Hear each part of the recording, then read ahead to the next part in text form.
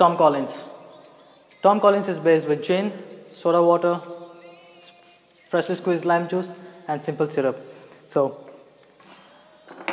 take your Collins glass. If you don't have this glass, use any glass that you have at home. Fill it with ice.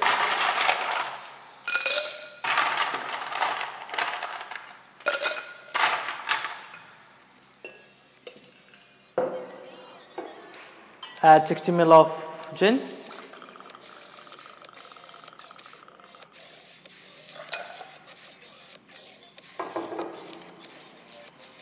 $10 ml of 15 ml of simple syrup.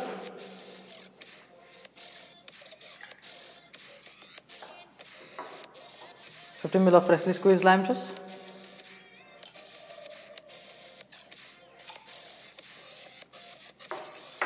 And top it up with soda.